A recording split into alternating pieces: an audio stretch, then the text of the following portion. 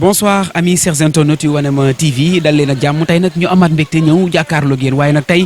dafa doon am mbégte bu spécial waaye ñu toog ak suñu benn naataango boo xamante moom elle est animatrice foofu nga xamante nag moom mooy VIP People VIP Info alors elle se nomme tout simplement la belle Nabou ma lay nuyu bu baax a baax. sama sëriñ sama xarit ci lay dox. ñi ngi sant baax acca Nabou nga nekk nag animatrice tey milieu bi nekk milieu boo xamante dafa doy waar trop wax dëgg yàlla tey ku jóg rek ne dafa bëgg nekk animatrice waaye tamit ku nekk tamit ak volonté bi nga xamante ne nii moom nga si duggee tey si profession bi nga yëngu su ma la doon laaj lu neex la wala lu naqari la. Malick profession bi ñuy def ñu ngi ci sant yàlla bu baax nekk na milieu boo xam ne neex na ba fu neex yam ndax tamit dara dàqul ngay pratiquer li nga xam ne moom moo di sa passion ndax yaakaar naa ne ñun ñi ci nekk ñëpp ñun bokk dañ koy def par passion c'est que nag liñ koy waxatee métier bi dafa daal di yaatu bi nag mooy que ni ku ne mën na ci nekk waaye tamit képp ku ciy dugg rek ak li la ciy dugal ak ni nga ciy duggee je m'explique ñun mën nañ ne dañ koy def dañ koy yàggoon a rêver depuis ba ñuy nekk xale depuis ba ñuy nekk enfance mu nekk nag loo xam ne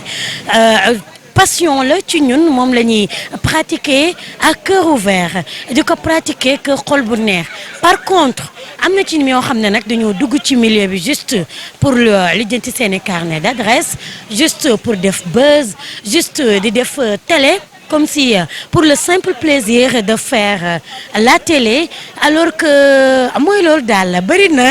ay fay daal ci biir mënuñu wax lépp. ndeysaan xam nga nag man wax dëgg yàlla je l'aime wax dëgg yàlla daf ma neex trop parce que tamit charme bi nga xamante ni daf koy dégager Nabou buy wax rek da ngay xam ne kii dafa bëgg lu muy def tey métier animateur animatrice ñi leen ñi joxoon baaraam dafa bëri trop ci internet bi dem na ba sax Sénégal dañuy jaawle journaliste bi ak animateur bi. loolu yow naka nga koy expliquer. bon ni ma koy waxee rek mooy que ne je le parle à cœur meurtri lu tax may waxee loolu mooy que ne métier bi ñu ngi koy commencer yàq alors que mun na gën a rafet mën na gën a jekk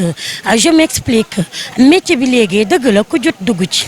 ñii dugg nañ ci par formation ñii bañ ci dugg defuñu formation waaye ci biir métier bi ñu ngi jàng ñu ngi yokk xam-xam di def formation ba jamono ji weesu nañu sax fa ñu tolloon bi ñuy doog a dugg mais métier bi tey li ko yàq mooy li ma la wax léegi rek xam nga lépp looy def par passion doo ko yàq lépp looy def par amour doo ko yàq donc bu fekkee ne da nga ciy dugg parce que bëgg nga ma Samba ma nekk Italie ma Demba ma nekk Espagne gis la ci internet bi bëgg la wala nga ciy jaayu ci biir internet bi loolu ça devient autre chose du bokk ak maanaam li nga xam ne moo tax a jóg ko métier animatrice wala animateur wala li nga xam ne moo tax a jóg ko métier journaliste yi li ci bëri mooy que ne ci ñàkk gëstu bi ma lay wax. parfois da ngay gis animateur ou animatrice tiimale micro artiste wala autorité mbaa célébrité du xam sax fan la war a commencer pour poser ko question du xam sax ban débat la war a tijjee du xam nan la war a tijjee loolu yëpp Malick dañ koy daal di delloowaat ci li nga xam ne mooy manque de formation dëgg la baax na lool ci nit ki ci métier boo mënti def rawatina nag métier mii di journalisme lu jar a bàyyi xel la. d'accord du ma la dog sax si kaw loolu noonu des fois da ngay faral di dégg yenn artistes yi ñuy wax que ni animateurs yi dañu yàq milieu bi ñoom nag si anam bi ñu koy waxee mooy ça veut dire que ni nit ki bu la neexul rek wala nekkul sa xarit wala joxul la dara doo teg morsoom loolu ànd nga si yow. non man dama ne loolu ñu wax dafa am sax man ci milieu bi laa nekk dama koy dëggal parce que xam nga lu tax ma koy dëggal yenn animateurs yi yàq nañu milieu bi on se dit la vérité nañ ko wax te dee yenn animateurs yi yàq nañu milieu bi benn ñi ci ëpp ñu ngi ciy Samba Mbayaan léegi mën naa ne animé tuñu Samba Mbayaan gi yaa ma gën a xam billaay dëgg la nag suñu salaire demeewul noonu waaye ñu ngi sant yàlla nañuy gën a professionnaliser métier bi nañuy gën a professionnaliser li nga xam ne moom la ñuy def Malick li nga xam ne moom moo lay teral sa waa kër teral say waajur lu mat a fonk la en plus tamit clan yi nga xam ne ñu ngi ci les animateurs lu jar a souligner la tey je pense que ne animateur wala animatrice warul am parti pris c'est-à-dire que nit la koo xam ne moom dafa war fi nekk parce que animateur la loolu la choisir waruma fi nekk parce que duma wax ak Sidi Diop damay ànd ak Waly di teg woyu Waly teg ci di gaaru Waly moomuñu ko nañu delloowaat suñu xel. clan boobu am si diggante artistes est-ce que tamit yenn animateurs yi amuñu si part. non mais ñun ñoo waroon def li nga xam ne wane un bon exemple tey ñun li ñu am kenn amu ko tey benn animateur ngay gis wala animatrice mooy benn Nabou xaritoog Wally Seck xaritoog Youssou Ndour xaritoog Sidi Diop pratiquement nga xaritoog ñi nga xam ne ñoom ñoo di artistes yëpp donc yow sa rôle lenn la ci biir animation bi nga xam ne yaa koy def à travers la télé à travers la rajo nga mën ci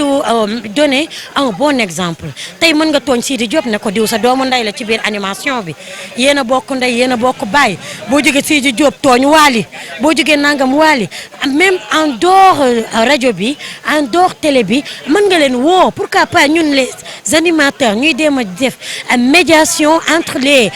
artistes pourquoi pas bu ñu demee les communicateurs traditionnels di ko def sans gêne ñun ñi nga xam ne ñun ñooy liggéey ak ñoom ñun ñi nga xam ne ñooy dajeek ñoom sur le terrain di toog ak ñoom à chaque fois di waxtaan pourquoi pas ñun tamit ñu war a mën di dox ay jéego yu am solo di boole nit ñi te bàyyi xaajale bi. tey en tant que animatrice ndax artiste mës na la def lu la metti. man bon en tant que animatrice artiste en tant que tel musuma def lu ma metti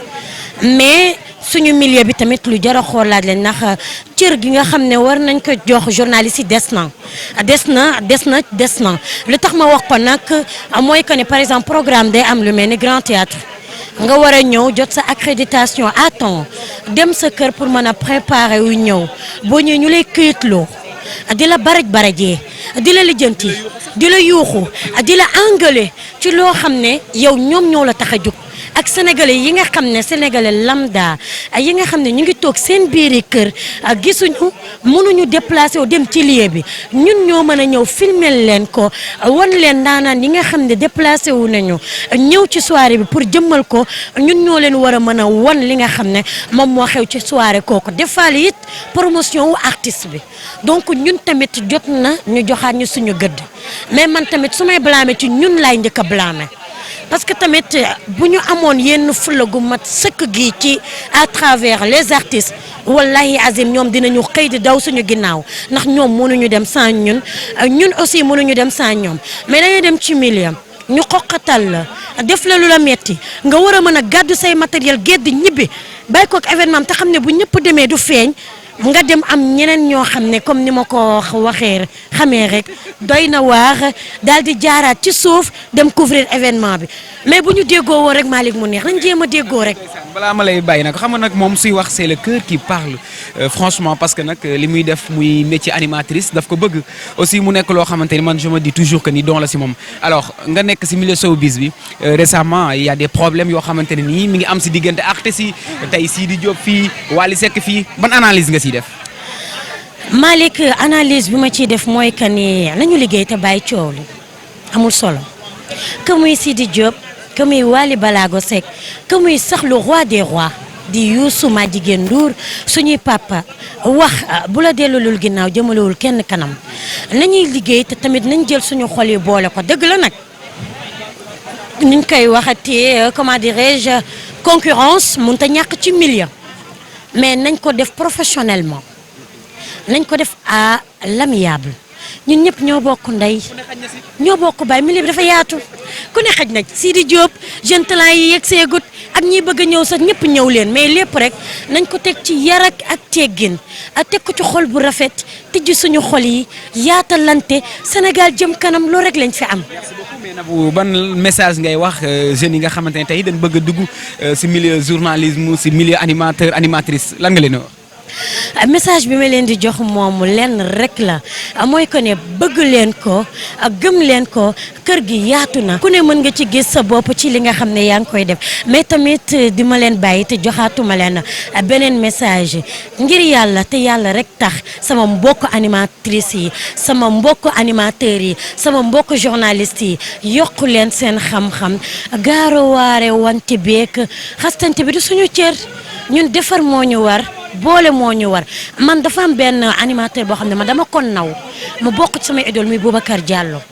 du dugg ci détail du gaaruwaale Samba Mbayaan gi sax mën naa ne du ma ne du ko def mais bariwul nekk na koo xam ne man dama ko naw te bëgg naa mel ni moom mu nekk nag koo xam ne nag référence la ci biir référence yi merci beaucoup. waaw di ko tëjee rek di leen jaajëfal yéen samay gaayen ngeen waa Wanema TV Malick yow sama nit nga sama frère nga Vivina yow it maa ngi lay ziar di la nuyu di la jox sa wàccuwaay di am mbégte nag ak contentement toog ak yéen di def plateau. Voilà, merci beaucoup chers amis internautes yu Wanema TV, ça a été un plaisir ma koy dalal nag sama mbokk animatrice bi Nabou la belle en tout cas mbégte la ñu ànd nag moom seq benn waxtaan bu ndaw boo xamante ni dafay laal ci actualité quant à moi je vous donne rendez-vous très prochainement ak keneen feneen merci beaucoup.